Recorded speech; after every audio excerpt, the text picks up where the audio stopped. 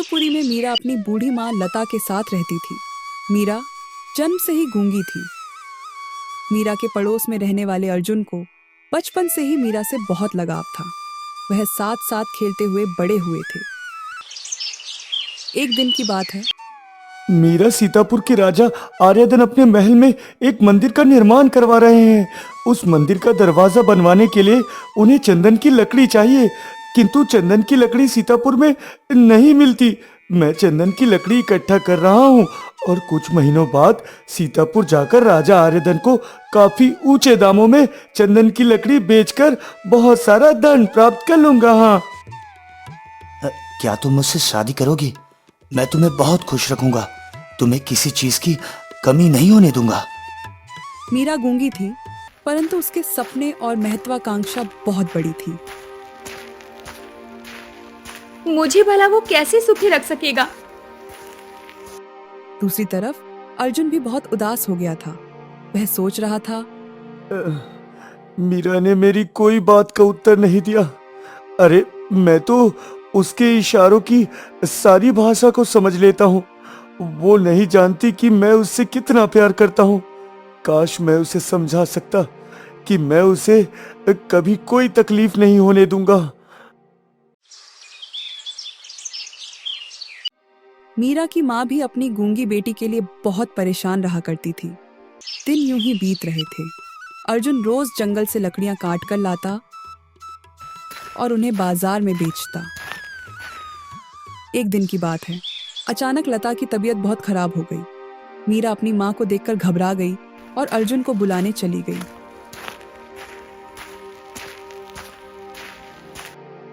अरे लता चाची, ये अचानक आपको क्या हुआ? मीरा, तुम यहीं रुको लता चाची के पास। मैं अभी वैद्य को बुला कर लाता हूँ।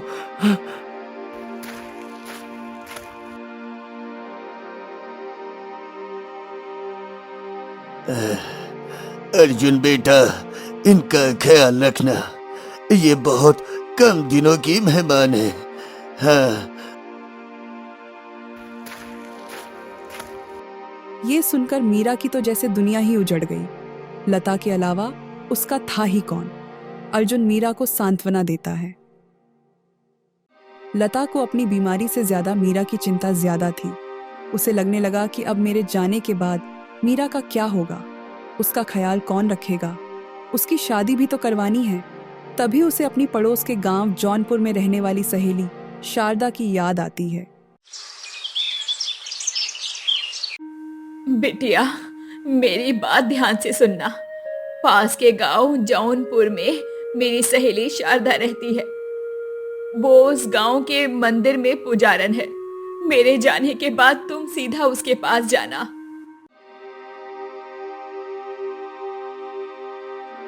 बिटिया, रो मत। होने को कोई नहीं टाल सकता। तक अर्जुन के हाथों अपनी सहेली को एक चिट्ठी भेजती है और उसे अपनी बीमारी के बारे में चिट्ठी में बताकर अपनी बेटी मीरा की जिम्मेदारी उसे सौंपने की बात लिखकर भेजती है। अर्जुन वह चिट्ठी लता की सहेली शारदा को दे आता है। वह मीरा की लता की देखभाल में भी बहुत मदद कर रहा था। वह हर दूसरे दिन लता के इलाज के लिए वैद्य को बुलाकर लाता, परंतु वैद्य जी द्वारा दी गई औषधियों का लता पर कोई खास प्रभाव नहीं पड़ रहा था।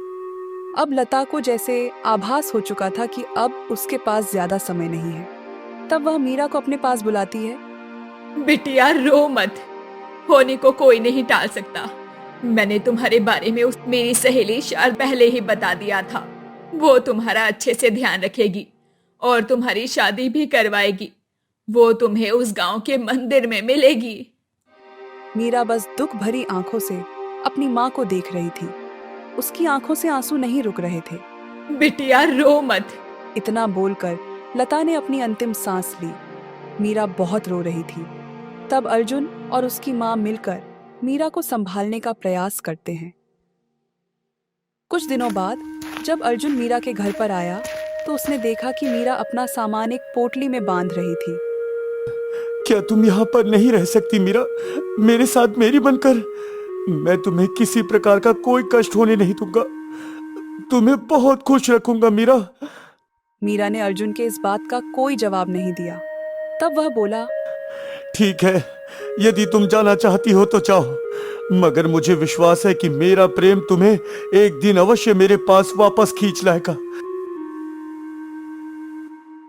यदि तुम कहो तो मैं तुम्हारे साथ चलूं, तुम्हें जौनपुर छोड़कर वापस लौट आऊंगा। मीरा ने इनकार में सिर हिलाया और इशारों ही इशारों में अर्जुन को समझा दिया कि वह उसकी फिक्र न करे, वह चली जाएगी। मीरा जब जौनपुर में पहुंची तब वहां का नजारा देखकर वह बहुत डर गई। असल में जौनपुर में मौत का तांडव चल रहा था। वहां रास्ते पर मनुष्य, जानवरों के लाशों के ढेर पड़े हुए थे। यह डरावना दृश्य देखती हुई मीरा एक मंदिर के पास आ पहुंची। तब उसे एक आवाज सुनाई दी।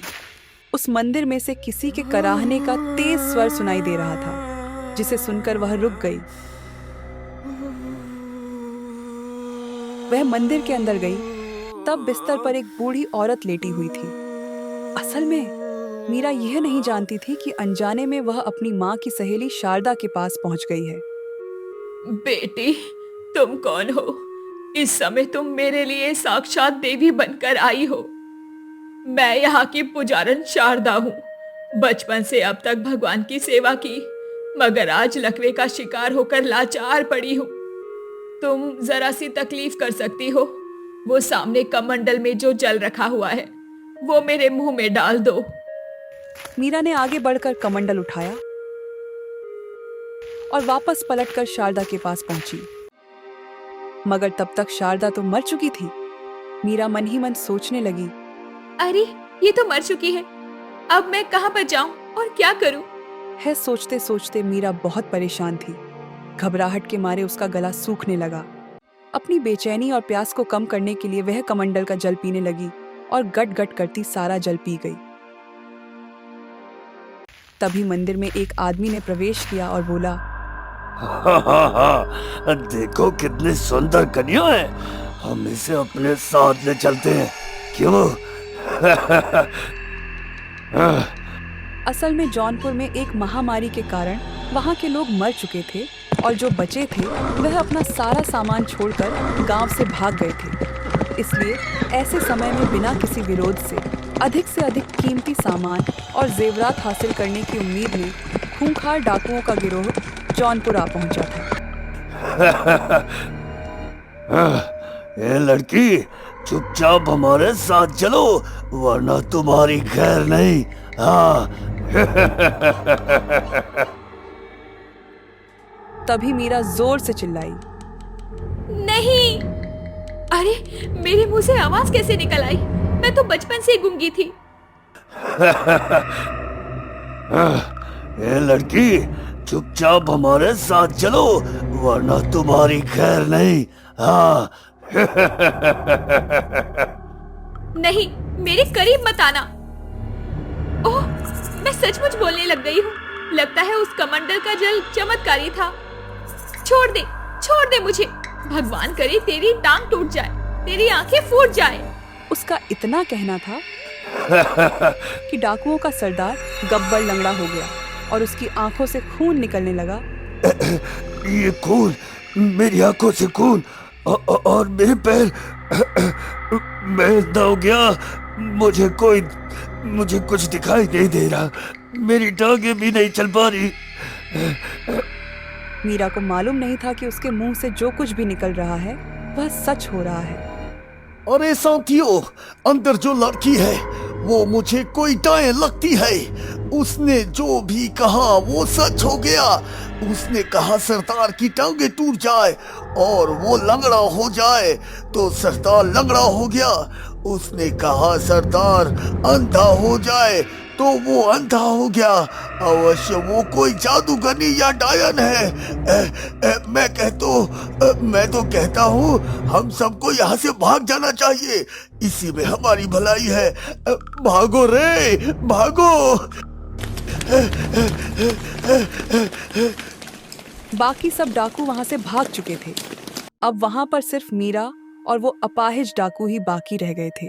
डाकुओं का सरदार मीरा से कहने लगा, सुनो देवी, मुझ अंधे और अपाहिज को यहाँ पर छोड़कर मत जाओ। परंतु मैं तुम्हें अपने साथ कैसे ले जा सकती हूँ? तुम तो चल भी नहीं सकते।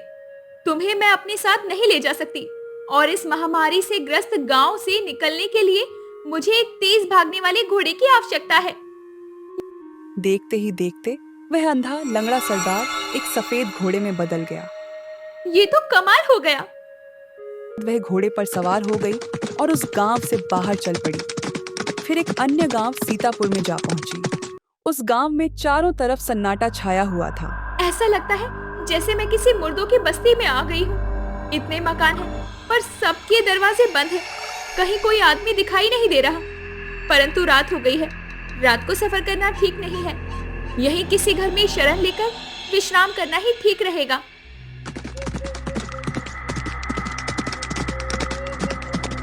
उसने एक घर का दरवाजा खटखटाया। किसी ने डरते डरते दरवाजा खोला और पूछा, कौन हो तुम? मैं एक परदेसी हूँ। एक यात्रा पर निकली हूँ। मेरा इस गांव में कोई नहीं है बाबा। रात भर के लिए मुझे यहाँ पर शरण चाहिए।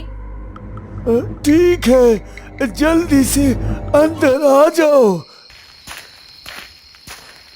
उस आदमी के घर में वह और उसकी पत्नी थे। बाबा, अभी तो ज्यादा रात नहीं हुई है, पर इस गांव में हर तरफ गहरा सन्नाटा छाया हुआ है। आखिर बात क्या है? कुछ मत पूछो बेटी। इस गांव में रोज रात को न जाने कहां से एक उड़ता हुआ राक्षस आता है। उसे स्त्री, पुरुष, बच्चे या जानवर जो भी प्राणी दिखाई दे उसे उठाकर ले जाता है। मेरे घर में अधिक जगह नहीं है, वरना मैं तुम्हारे घोड़े को भी अंदर कर लेता।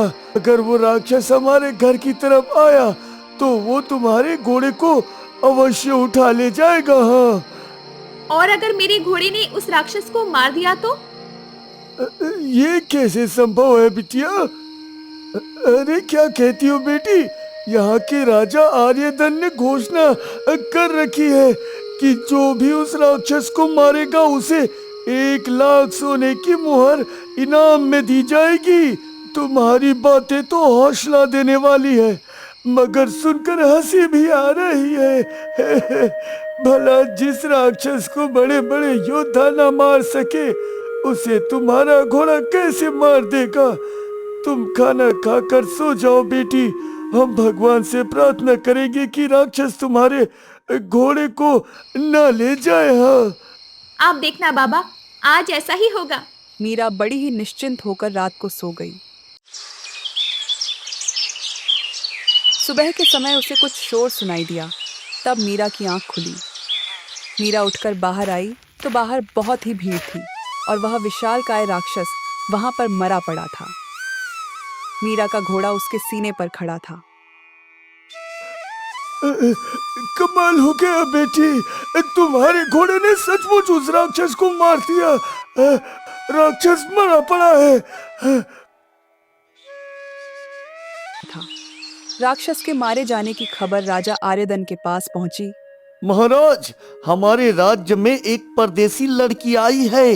कहते हैं उस लड़की के घोड़े ने उस विशालकाय राक्षस को मार डाला। हाँ। क्या कहते हो? एक लड़की के घोड़े ने उस राक्षस को मार दिया? हमें यकीन नहीं आता। सेनापति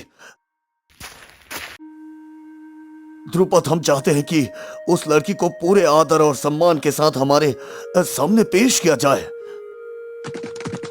तब सेनापति वहां पर पहुंचा जहां मीरा रुकी हुई थी। उसने मीरा से कहा, सुनो देवी, हमारे महाराज ने आपका सम्मान करने के लिए आपको बुलाया है। कृपया आप मेरे साथ चलिए देवी। मीरा सेनापति के साथ चल दी, परंतु उसे मालूम न था कि सेनापति के मन में क्या चल रहा था। वह मन ही मन में सोच रहा था, लड़की अच्छी है, अगर मैं इसे शादी कर लूं तो 1 लाख सोने की मोहर भी मुझे ही मिल जाएगी, और यह लड़की सुंदर भी है। हिम्मत करके सेनापति ने अपने दिल की बात मीरा से कह दी। सुनो देवी, मैं इस देश का सेनापति हूँ। तुम मुझसे शादी करोगी? क्या बात करते हो चाचा, तुम तो बूढ़े हो रहे हो और मुझसे शादी करोगे?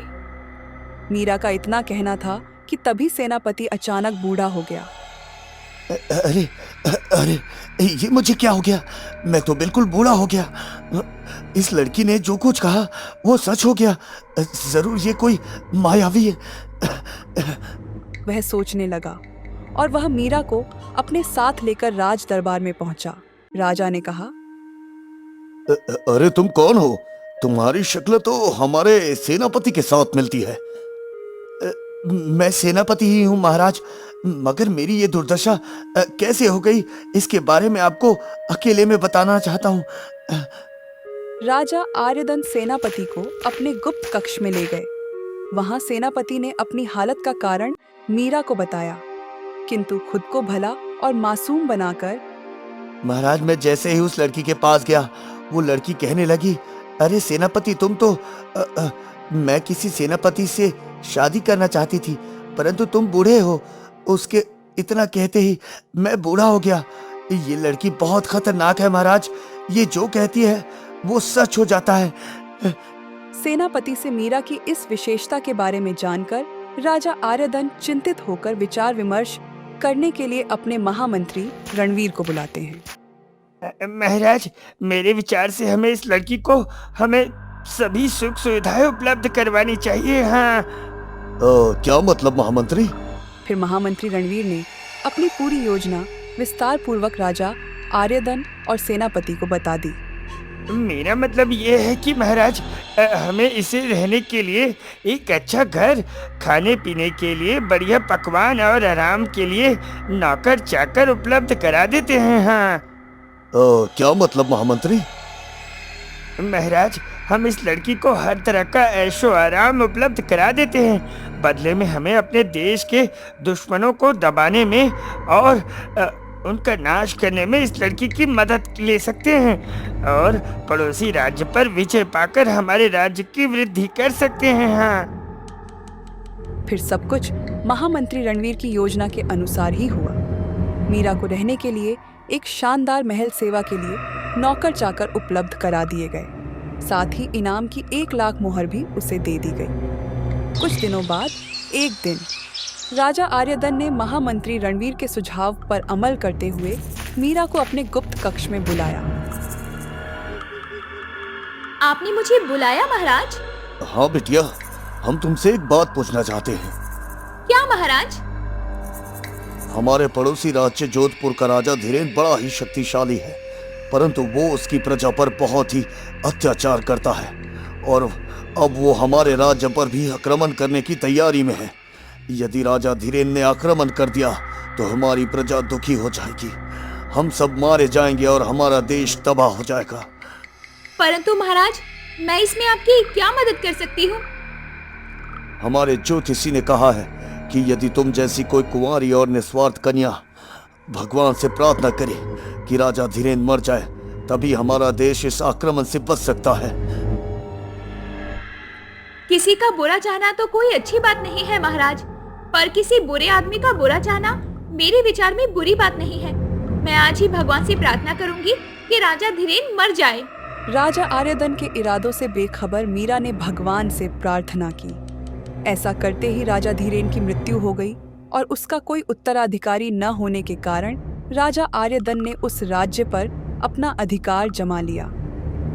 इसके कुछ दिनों बाद राजा आर्यदन ने फिर से मीरा को अपने गुप्त कक्ष में बुलाया। आपने मुझे बुलाया महाराज? हाँ बिटिया, हम तुमसे एक बात पूछना चाहते हैं। बिटिया, हमारे पड़ोसी राज्य आजमगढ़ की जनता पानी के अभाव से प्यासी मर रही है। वहाँ की नदियाँ सूख चुकी है। हम चाहते हैं कि वहाँ पर बाढ़ आ जाए और सारे पानी पानी हो जाए। परंतु महाराज, मैं इसमें आपकी क्या मदद कर सकती हूँ? बेटी, तुम भगवान से ये प्रार्थना कर सकती हो कि आजमगढ़ में बाढ़ आ जाए। जब मीरा ने आजमगढ़ में बाढ़ आने की बात जुबान से निकाली तो सारे आजमगढ़ में भयंकर बाढ़ आ गई और सब कुछ तहस नहस हो गया। आजमगढ़ में बाढ़ की खबर जब राजा आर्यदन और उसके महामंत्री रणवीर को पता चली तो वे दोनों बड़े ही प्रसन्न थे। ये तो कमाल हो गया महाराज। हमारे पड़ोसी शत्रु राज्य आजमगढ़ की हालत अब बहुत खराब हो चुकी है। अब यदि हम उस पर आक्रमण कर दे तो हमारा विजय निश्चित होगा। हाँ। और इस प्रकार राजा आर्यदन ने आजमगढ़ पर भी अपना ताबा कर लिया। मीरा यह नहीं जानती थी कि वास्तव में राजा आर्यधन अपनी स्वार्थ को पूर्ण करने के लिए उसका उपयोग कर रहा है। कुछ महीने और बीत गए।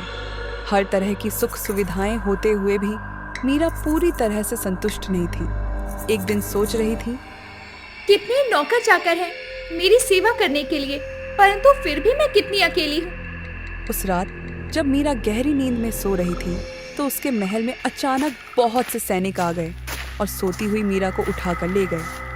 मीरा के महल के नौकर चाकरों को उन सैनिकों ने बड़ी ही बेदर्दी से खत्म कर दिया। मीरा की आंख खुली तो वह कहने लगी, अरे मैं कहाँ पर हूँ और आप सब कौन हैं और ये मुझे कहाँ लेकर आए हैं? हम आपके शुभ चिंतक हैं। हमने महामंत्री रणवीर के कहने पर आपकी जान बचाई है। क्या मतलब? तभी महामंत्री रणवीर वहां आते हैं। मतलब मैं बताता हूँ कुमारी जी, हमारे राजा आर्यधन ने आपकी वजह से अपने 2 शत्रु राज्यों पर विजय प्राप्त कर ली, किंतु अब वो इस डर से आपकी हत्या करवाना चाहते हैं कि कहीं कल को आप उनके लिए ही खतरा ना बन जाए। हाँ, मैं आपकी बात नहीं समझी मंत्री जी। मैं आपको समझाता हूँ कुमारी, क्योंकि आपकी कही बातें हमेशा सच हो जाती है। इसलिए राजा आर्यधन ने सोचा कि कल को तुम सीतापुर की महारानी बनने के सपने ना देखने लगो, इसलिए उन्होंने तुम्हारी हत्या का आदेश दिया है, परंतु हमने तुम्हें बचा लिया। मुझे विश्वास नहीं होता कि महाराज ऐसा आदेश दे सकते हैं। मगर सच्चाई तो यही है कुमारी जी। आप इन सैनिकों से पूछ लीजिए, मैंने अपनी जान पर खेलकर आपको बचाया है। ईश्वर की शपथ, मैंने तो कभी महारानी बनने का विचार तक नहीं किया, परंतु अब मैं महारानी बनकर रहूंगी। जी जी, बड़ी आसानी से हो सकता है कुमारी। आप भगवान से प्रार्थना कीजिए कि महाराज आर्यधन और उनके परिवार पर राजमहल का छटा गिरे और उनकी मृत्यु हो जाए। तब मैं सैनिकों की मदद से तुरंत राज सिंहासन पर अपना अधिकार कर लूँगा और राजा बन जाऊंगा। फिर मैं तुमसे विवाह करके तुम्हें सीतापुर की महारानी बना दूंगा। फिर महामंत्री रणवीर ने अपने विश्वसनीय साथियों की मदद से मीरा को यह विश्वास दिला दिया कि राजा आर्यधन सचमुच ही उसे मार देना चाहता था। ठीक है, यदि आप सच बोल रहे हैं तो मैं भगवान से प्रार्थना करती हूँ कि राजमहल की छत गिर जाए और महाराज की मृत्यु हो जाए, परंतु यदि आप झूठ बोल रहे हैं तो भगवान आपको पत्थर का बना दे। मीरा ने अपनी बात पूरी ही की थी कि महामंत्री रणवीर पत्थर की मूर्ति में बदल गया। अगले ही पल रणवीर के सभी सैनिक मीरा और क्षमा मांगने लगे।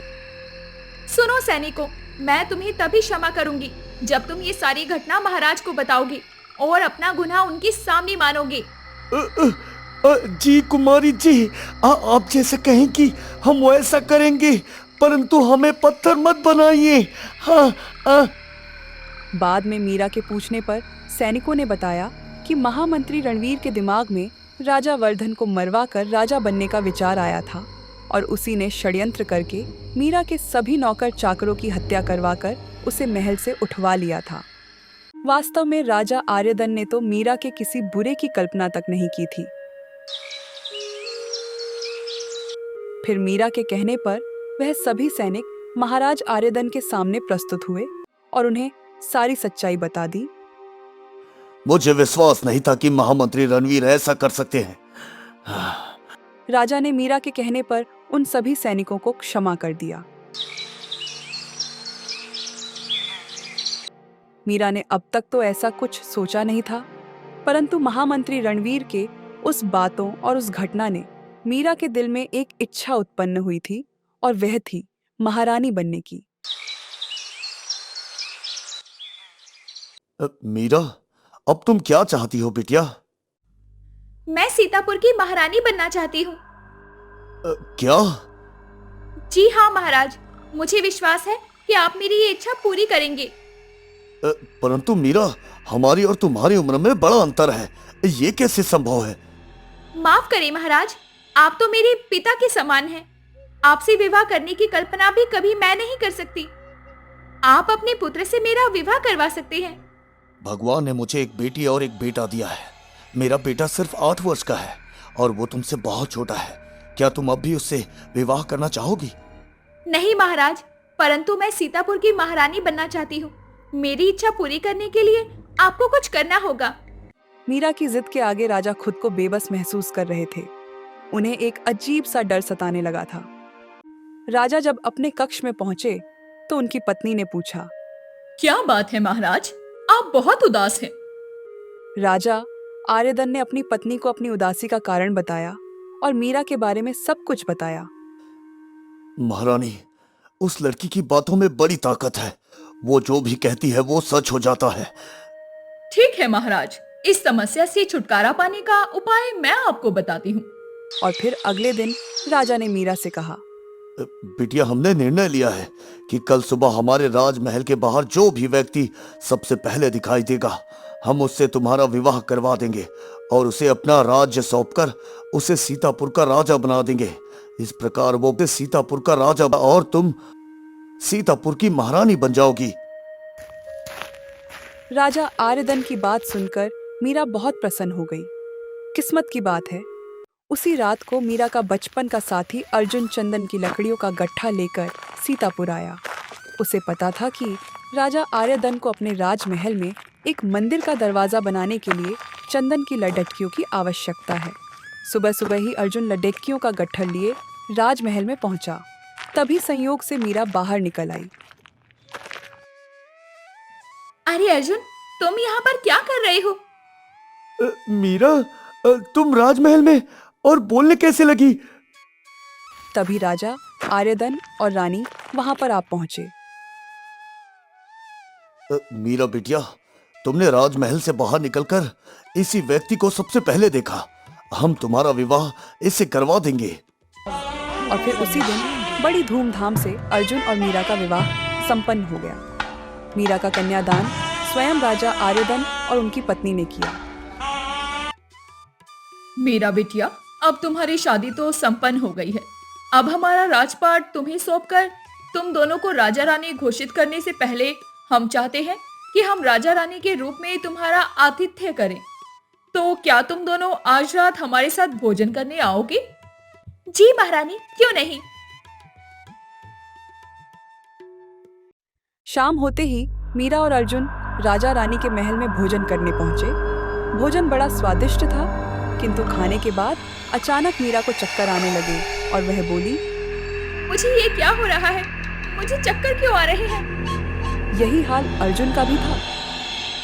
मीरा, हमें अवश्य जहर दे दिया गया है, हम मरने वाले हैं। इससे अच्छा तो ये होता कि तुम शिवपुरी गांव में गूंगी मीरा के रूप में मुझे पति मान लेती, वैसे ही हम खुश रहते। वास्तव में राजा आर्यधन और रानी ने उनके भोजन में विष मिला दिया था। मैं मरना नहीं चाहती अर्जुन। जब तुम पति के रूप में मुझे मिल गए हो तो मैं तुम्हारे साथ जीवन व्यतीत करना चाहती हूँ। मैं मरना नहीं चाहती। इससे अच्छा हम शिवपुरी में होते। चाहे मैं गूंगी होती, परंतु हम साथ तो होते। इतना बोलकर वह दोनों बेहोश हो गए और जब उन्हें होश आया, वह अपने गांव शिवपुरी में थे, अर्जुन के घर में। अरे, हम कहाँ आ गए? अपने ही घर में। और ये कौन है? मीरा, अरे तुम तो मीरा हो। वह खुश होकर बोला, मुझे लगता है मैंने कोई भयंकर सपना देखा जिसमें तुम बोल रही थी मीरा, परंतु कोई बात नहीं, मैं तुम्हारी इशारों की सारी भाषा समझ लेता हूँ। तुम्हें मैं कोई तकलीफ नहीं होने दूंगा मीरा। हाँ, मैं तुम्हें कोई तकलीफ होने नहीं दूंगा।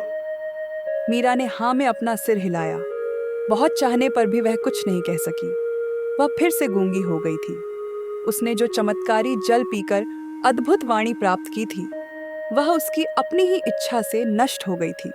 जहर के असर के कारण बेहोश होने से पहले उसने यही इच्छा जाहिर की थी।